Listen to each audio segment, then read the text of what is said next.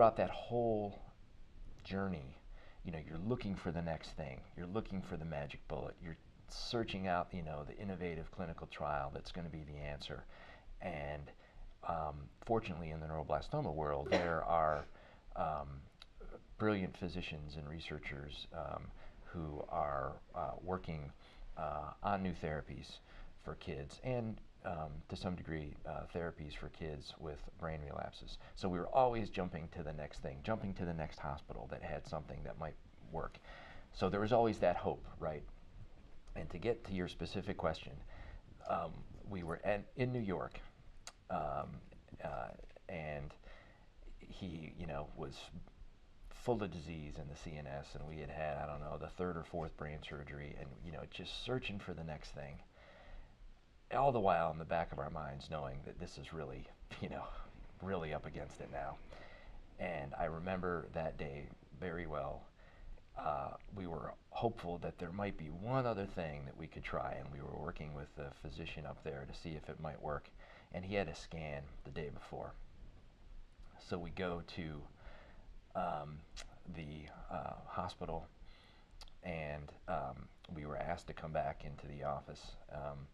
And we're in the office, and somebody mentioned that the doctor had a chance to look at the scan that morning.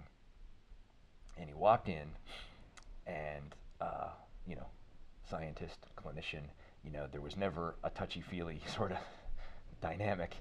And he walked in, and he walked right over to me. He saw me first. I was sitting down. He walked right over to me, and he gave me a big hug.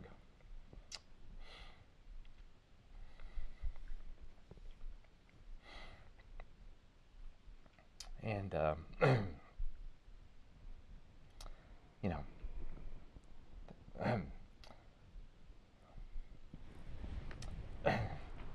so that's when we knew.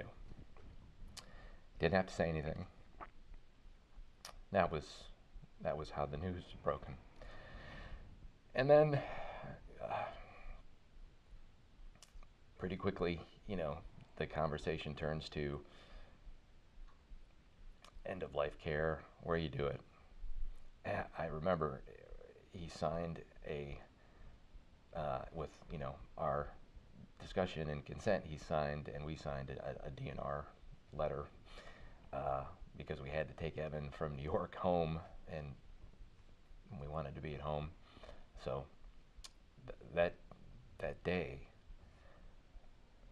was, you know, etched in our memory. Of course, it happened in New York, and a few hours later, we found ourselves at the local pizza joint there in Manhattan that we would always go to with Evan. We'd go there almost every night that we were there, and we were sitting there having lunch like it was a normal meal, you know, because we didn't tell Evan. And that whole scene is just etched in my mind. It's just so surreal that we're, you know, sitting here having pizza, and he's coloring, and, you know, mom and dad are sitting there knowing, you know, what their future holds.